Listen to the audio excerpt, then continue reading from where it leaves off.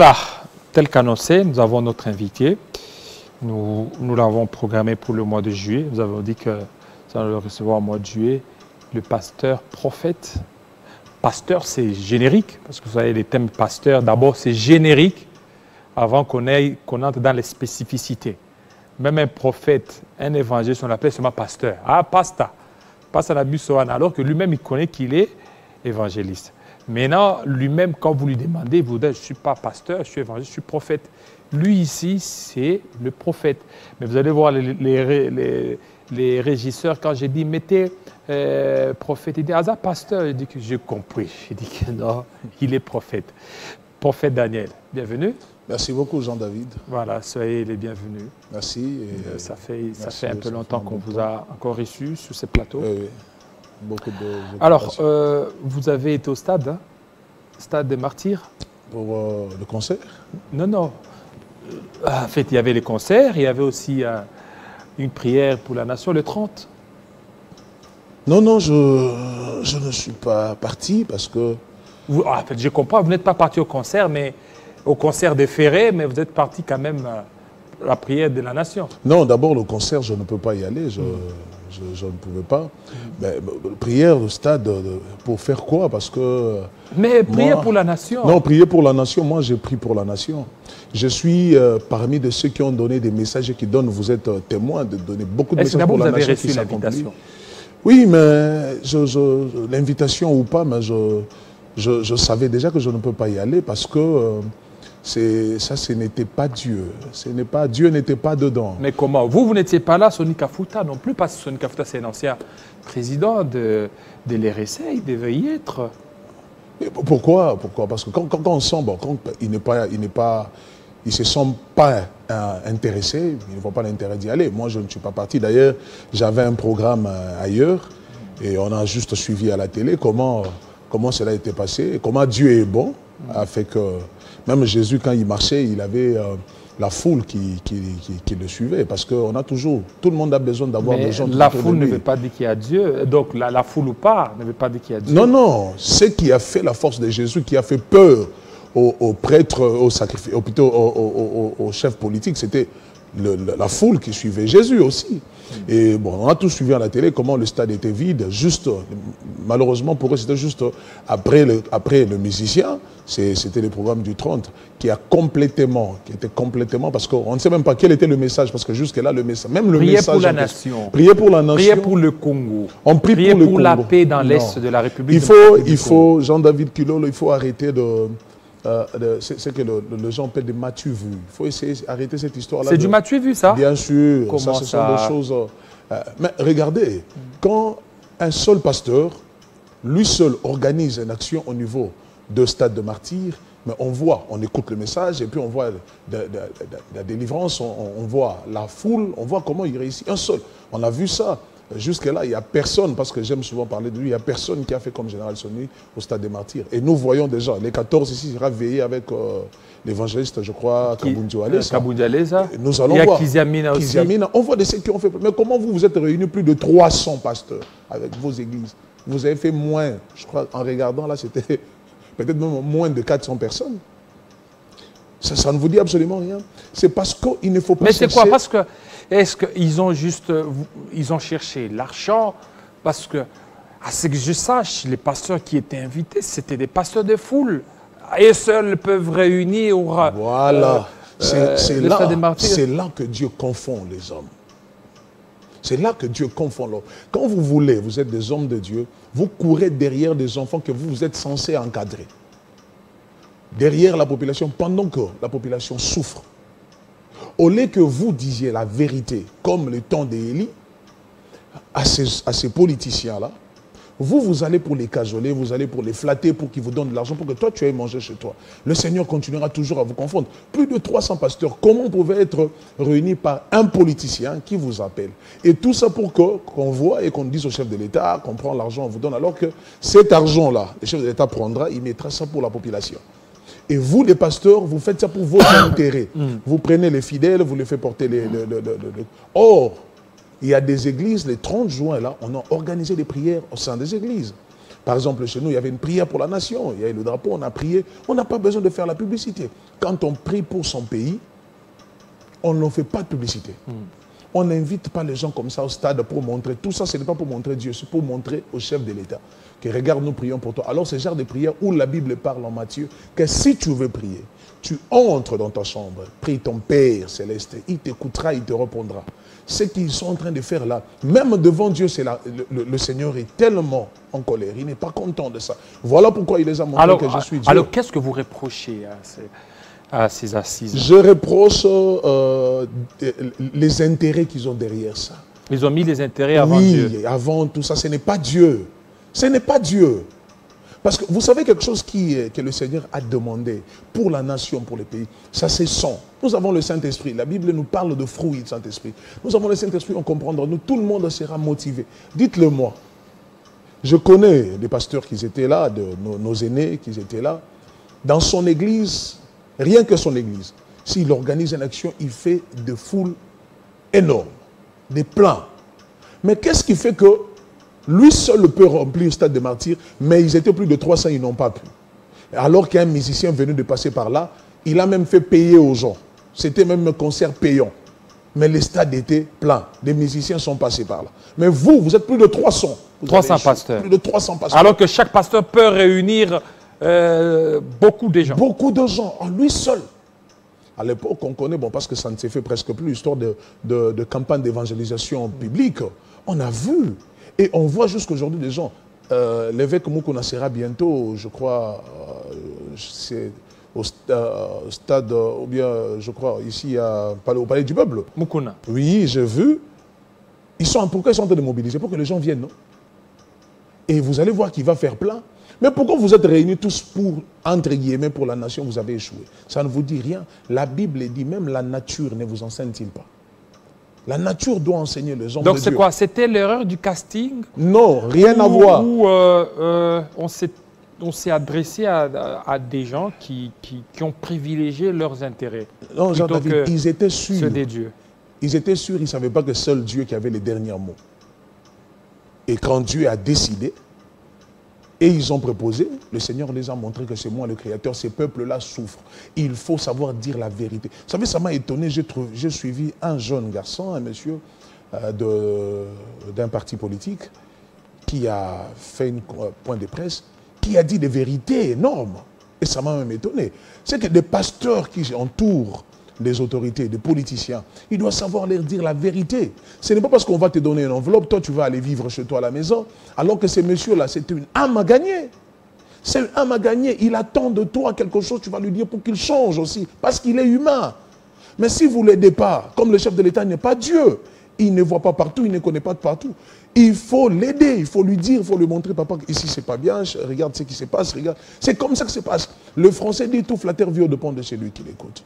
La plupart des pasteurs sont devenus des flatteurs pour les intérêts parce que le pasteur des rêves. Moi, ça m'a étonné d'avoir même le prêtre catholique, je ne sais pas si c'est archevêque, qui est pas Mbongo et l'autre. Fulgence Mouteba. Oui, qui a répondu, qui presque a insulté de pasteur. Quand bien même qu'eux-mêmes aussi bénéficient de la politique, quand bien même eux aussi, on les voit, on les donne des jeeps, ce qu'on donne pour le pasteur, on leur donne des... Bon, là, ils ne parlent pas. Mais du moins, il avait raison sur ces points-là. Parce que des pasteurs, on commence à exagérer, on n'a plus de la valeur. Si on veut organiser, inviter des hommes de Dieu, ceux qui vont prier pour la nation, ce ne sont pas des fidèles. Les hommes de Dieu, parce que nous sommes des ones de Dieu, ceux à qui Dieu... Est-ce qu'on leur a donné l'argent? Peut-être... On ne leur a pas donné l'argent. Voilà pourquoi ils ont voulu... ils se sont retrouvés là-bas. Un homme de Dieu a déjà beaucoup de choses à faire. S'il a accepté de se déplacer, se retrouver là-bas, c'est qu'il y a un intérêt derrière. Regardez aujourd'hui, presque tous les pasteurs qui sont en train de la politique, tout le monde crée des partis politiques.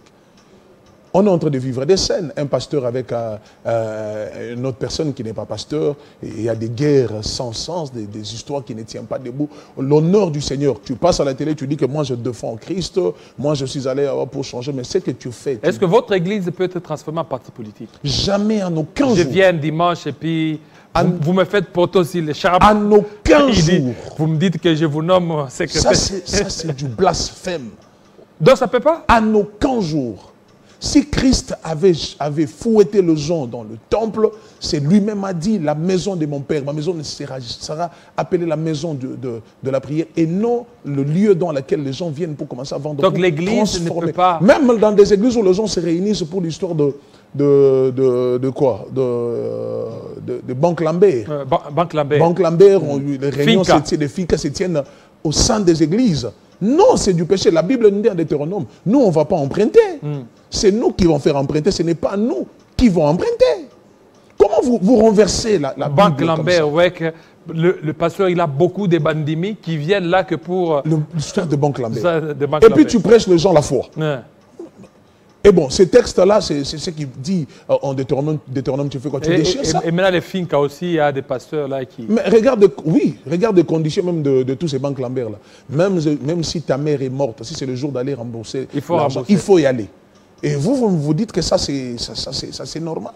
Les hommes de Dieu sont... Donc l'église est désacralisée. L'église aujourd'hui, elle est réellement désacralisée. Vous savez, par exemple, à Limité là, à Kingabwa, nous avons notre vice-gouverneur, Jéroko Moulumba. Il a d'habitude, il y a une chose que j'apprécie beaucoup chez cet homme, quand même tout ce que les gens peuvent dire, il y a une chose que j'apprécie chez lui. Quand il s'agit de parler à un homme de Dieu, il se déplace.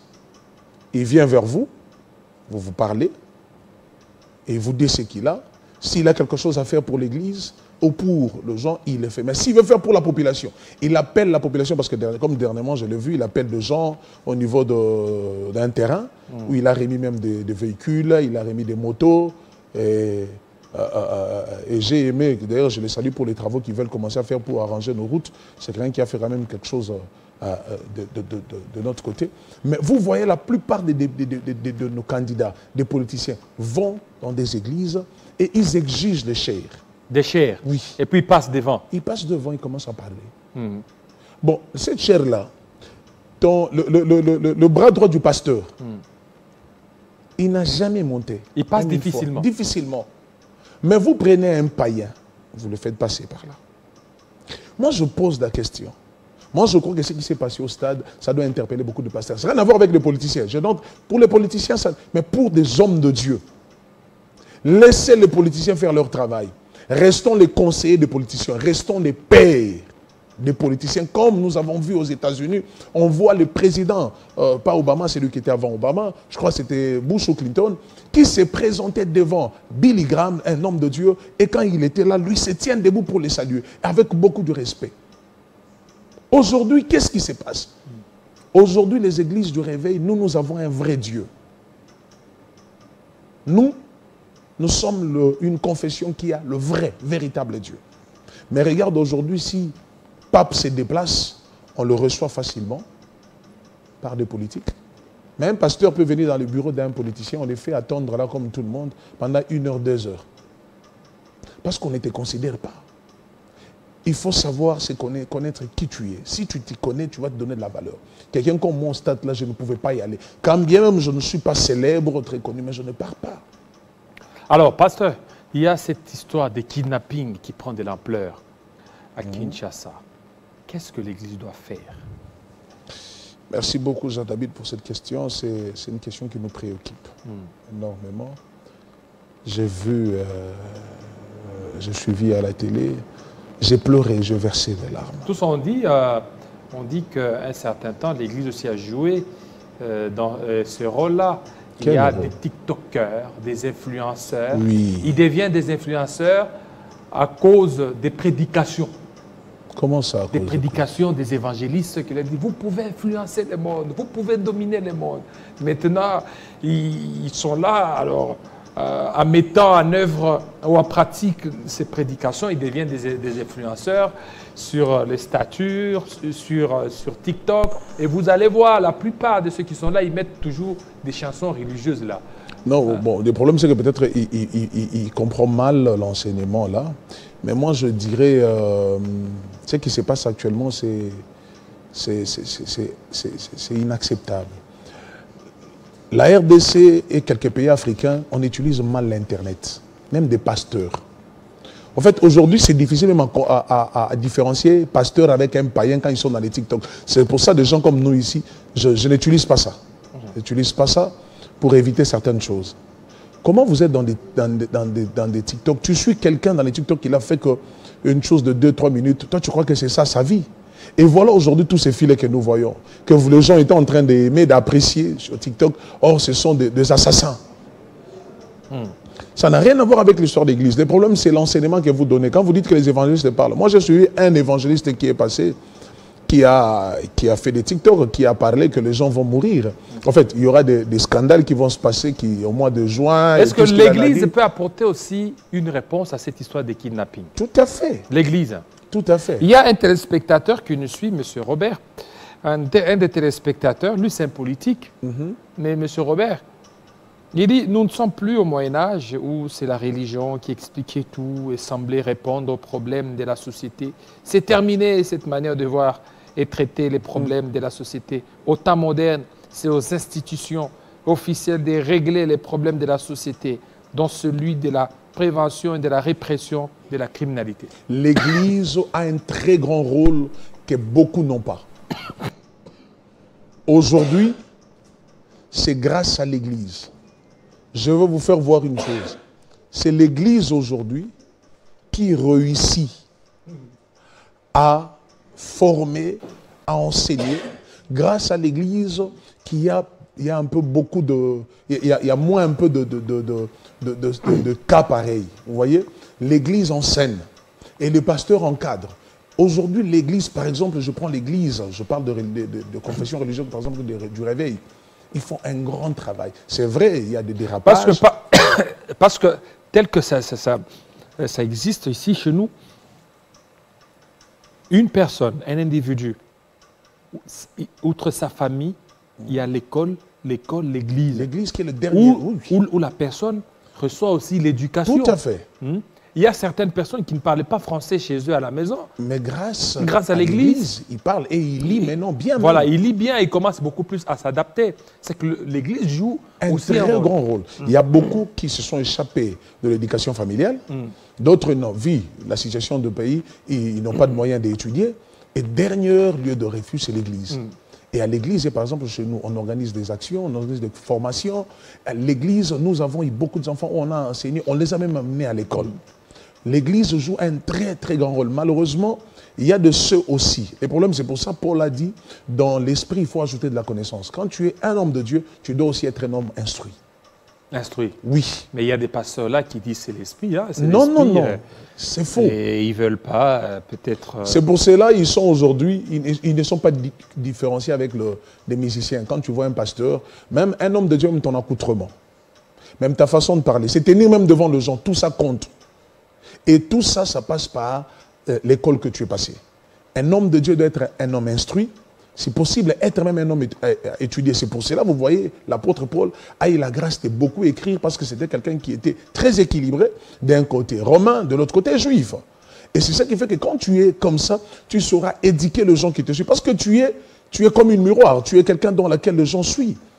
Et aujourd'hui, même la prédication, nos prédications ne peuvent pas être seulement des prédications de venir recevoir, tomber. Non, il faut enseigner l'Église. Enseigner l'Église, enseigner la société, montrer aux gens comment marcher pour éviter des problèmes avec l'État. Tout ça là, c'est l'Église. C'est le téléspectateur qui vient d'envoyer ce message. C'est bien bon, mais il doit savoir que le temps n'est pas révolu. L'Église reste l'Église jusqu'à ce que Christ reviendra. L'Église a toujours un rôle. Sans l'Église, aujourd'hui même, l'État n'existera pas. Sans l'Église. Sans l'Église. Parce que regardez, même l'État lui-même, il connaît la valeur de l'Église. C'est pour ça, à tout moment, ils font l'appel aux confessions religieuses. Pourquoi aujourd'hui ils se sont permis d'enlever la CNI au ministère intérieur pour donner ça aux confessions religieuses? Parce qu'ils connaissent l'impact de l'Église. L'impact aujourd'hui, la majorité de gens dans notre pays, 90 millions de population, aujourd'hui on peut dire une affaire de 60 à 80%, ils sont dans des églises. Grâce à l'église, si l'église décide aujourd'hui quelque chose, c'est pour ça que vous voyez au Nigeria, l'église arrive même à soutenir et même à aider le gouvernement, même dans le domaine de finances. Pourquoi? Parce que l'église joue un très grand rôle. Le problème, c'est que l'église aujourd'hui est abandonnée par l'État. Abandonnée? Tout à fait. L'église n'est pas subventionnée par l'État. Non, non. Mais l'État voit l'église un peu structurée comme l'église catholique. On voit l'Église catholique à qui on donne des jeeps. Il y a des jeeps qui sont donnés aux prêtres, mais l'Église... Non, on les donne, voilà, c'est ça le problème. L'État le donne par intérêt. Par intérêt? Oui, ils le donnent parce qu'ils savent que catholique est une église, oui, mais la catholique, elle est politisée aussi. Ils savent que quand les catholiques, bon, si on veut toucher ici, Rome va intervenir. Voilà, il y a certaines choses que le prêtre parle, même c'est que le prêtre que j'ai suivi, qu'il a parlé au Côte d'Ivoire, il a dit des choses fortes sur le gouvernement. Même chez nous ici, quand un prêtre parle, on ne le touche pas, hein. On peut le répondre à la télé, mais on ne le touche pas. Mais quand si c'est un pasteur, il y aura mandat d'amener. Hein. Pourquoi? Parce qu'ils savent. Le problème, c'est que l'Église, l'État doit savoir prendre soin également. Parce que l'Église contribue beaucoup. L'Église contribue beaucoup. Nous faisons un grand travail, mais on est abandonné. Et l'État connaît seulement quelques pasteurs, quelques églises qui sont renommés, qui sont connus. Ce sont eux qui ont de l'accès facile, et on le voit. Il y a d'autres qui sont même au niveau des institutions, on les appelle, on les donne de moyens. C'est-à-dire, cette histoire de kidnapping, moi je dis, je voudrais dire aux gens, ce que vous êtes en train de faire, vos familles, de génération en génération, seront maudits. Parce que quand Jésus était crucifié, avant qu'il soit crucifié, la femme de Pilate a dit à Pilate, je n'ai pas dormi cette nuit parce que j'ai vu, Dieu m'a parlé, j'ai vu ce jeune homme, c'est un innocent. Quand Pilate a refusé, il a lavé le main, il a dit, moi je ne veux pas crucifier cet homme. Les Juifs ont dit ceci, nous allons le crucifier, que son sang retombe sur nous et sur nos enfants. Alors que les enfants n'étaient pas là quand ils avaient dit ça. Aujourd'hui, Israël n'est pas en paix. Ce que vous êtes en train de faire, l'argent sale, plein de sang humain, il faut arrêter de maintenant. Même ce qu'on a arrêté, c'était qu'une partie. D'autres que vous êtes encore cachés, qu'on ne vous connaît pas, il est temps pour vous de sortir. On continue toujours à enlever, donc les enlèvements continuent. Ils doivent arrêter. Partout ils se cachent, s'ils nous suivent, qu'ils sachent que Dieu va les exposer et l'État sera derrière eux. On va tous le mettre à nu et ils seront arrêtés, ils vont pourrir en prison. Parce que c'est inadmissible, ça ne s'explique pas. Pourquoi tu peux vivre derrière le sang des êtres humains que Dieu a créé? Tu n'as pas un cœur. On est en train de kidnapper. Papa, il n'y a que Dieu qui protège. Quand tu sors, même le taxi que tu montes, même quelqu'un qui te prend en voiture comme ça, il peut t'aider. Même vous aussi, on a failli vous kidnapper. Moi, j'ai raté ça 2 fois. Sortir d'ici, il y a Télé 50. En sortant d'ici, il y a Télé 50. C'est-à-dire qu'on ne sait pas qu'est-ce qui se passe dans ces pays. Qu'est-ce qui se passe? C'est tout un esprit derrière. On voit là-bas de l'autre côté Mobondo qui tue, qui est en train de décapiter les gens. On voit de l'autre côté, on est en train de... Jusqu'à quand? Et on voit, permettez-moi... Et l'Église n'arrive pas à prier. L'Église, au lieu de réunir beaucoup de gens, donc c'est peu déjà. Il faut que vous, pasteurs, que vous vous réunissiez, que vous parliez à ce langage pour prier pour le pays, afin que c'est un phénomène qui est visible, mais c'est spirituel aussi. C'est spirituel. Nous avons dit ça. Moi, le 30 décembre, j'ai prophétisé de toutes ces choses. Nous, on connaît ça. Mais le problème, c'est que les pasteurs ne sont pas unis. Même ceux qui sont dans le stade, là, les pasteurs, là, ils savent qu'ils ont des rancines l'un, celui-ci avec l'autre, mais ils font semblant. Or, la Bible dit, si tu veux prier, tu veux même donner l'offrande, tu laisses, tu vas réparer avec ton frère. Les pasteurs ne sont pas unis. Bon, chacun fait la manière dont il est fait, à sa façon. Dieu n'a pas aussi besoin des quantités. L'Éternel a besoin de la qualité. Un homme de Dieu seul. Peut-être ceux qui étaient au stade, c'est la qualité. Qualité, non, on connaît. On ne peut pas entrer en détail de ça. La qualité, c'est l'Éternel qui définit. Et par rapport à ce que tu es en train de dire, moi, j'en suis convaincu que l'Église de Dieu, l'Église joue un très grand rôle. Allez voir des conditions dans lesquelles des pasteurs sont en train de vivre, sont les gens des églises. Des conditions de souffrance, et des pasteurs que vous voyez là. Quand les gens, Jean-David, je veux dire aujourd'hui, moi ça me fait mal quand je vois souvent des journalistes à la télé s'apprendre aux pasteurs.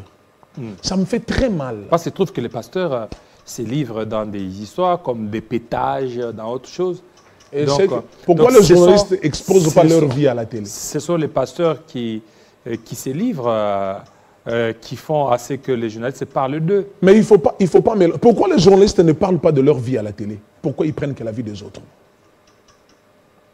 Pourquoi il faut généraliser s'il s'agit juste de quelques pasteurs. Il y a des cas. Si c'est la politique, les politiciens disent que c'est un cas isolé. Là, ce sont des petits cas. Pourquoi pour les pasteurs? Les pasteurs font un grand travail, un très grand travail.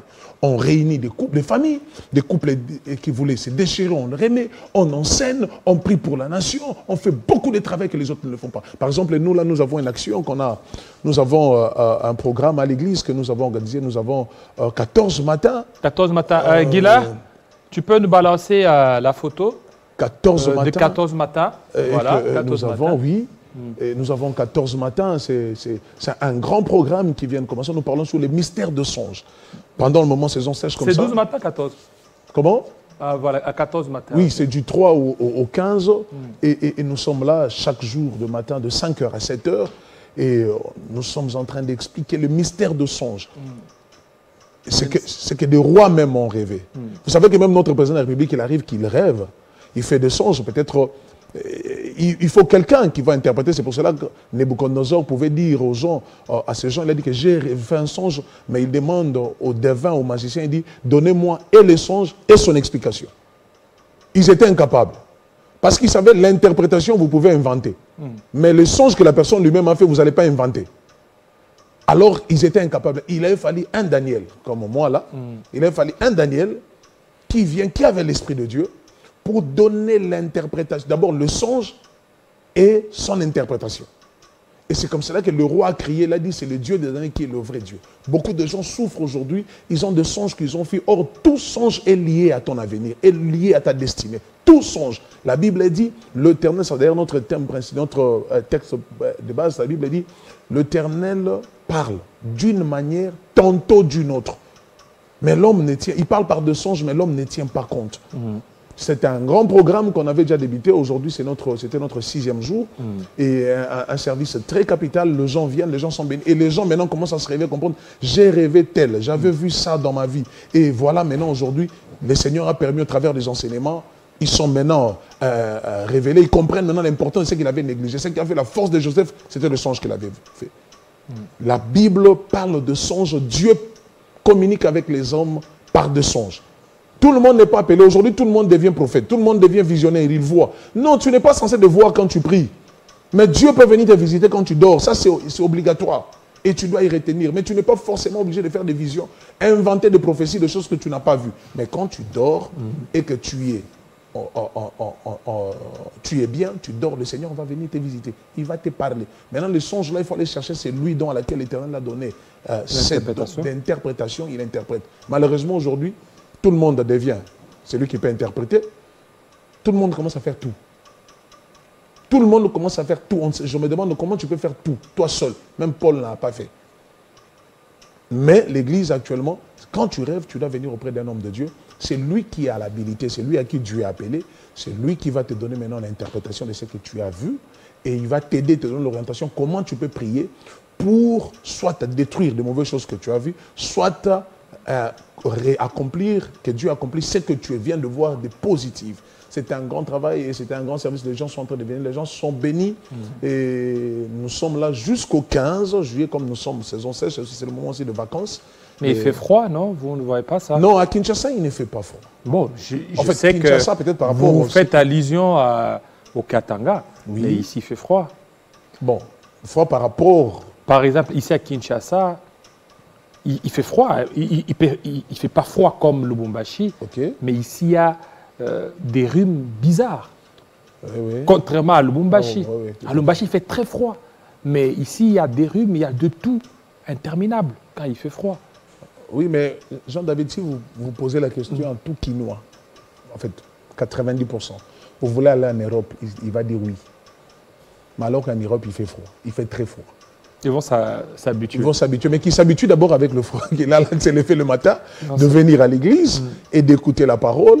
Et après, c'est comme ça qu'il peut ouvrir le chemin d'aller là où il veut y aller. Vous voyez? Donc, c'est de ça. Il ne faut pas être de fainéant. Un homme de Dieu, un enfant de Dieu n'est pas fainéant. Nous sommes, le programme se tient à Kingaboa, sur l'avenue Wamba, et numéro 9, c'est là où je suis. On est là. J'ai des enfants qui passent nuit là. Sous le froid, nous sommes presque d'un côté dehors. On est là chaque jour la nuit. prié pour préparer ce programme. Et pour cela, je bénis Dieu et je salue mes enfants qui sont des braves. Les matins, 5 heures juste, ils commencent à aller réveiller les gens. Il y a mon fils berger Josué, il y a le frère Rémi, il y a Dorcas Déborah, Cynthia et Bénédicte, et aussi Emmanuel et Mani et Jonathan. Ce sont des enfants qui sortent, qui partent travailler chaque jour le matin. Et le Seigneur est en train de faire. J'invite les gens de venir parce que le programme est encore au début. Merci. Ça sera une très très bonne chose. Merci beaucoup. Je pense que ça c'est votre dernier mot. Oui, bon, le dernier mot, je voulais m'adresser encore pour l'histoire des kidnappings. Je voulais dire aux hommes de Dieu, s'il vous plaît, arrêtons la distraction. Je ne dirais pas ce que les gens disent, soutenez le chef de l'État. Non, soutenons le pays.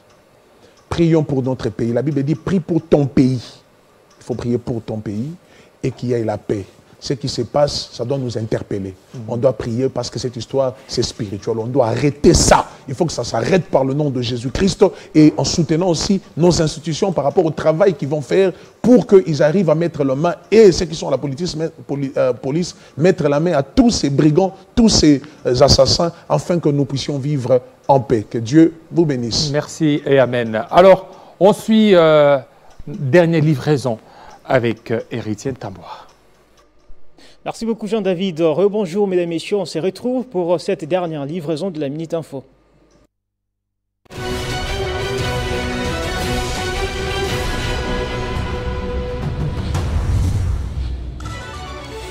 Processus électoral en RDC, le président de la Commission électorale nationale indépendante CENI envisage une rencontre avec le président honoraire Joseph Kabila Kabange.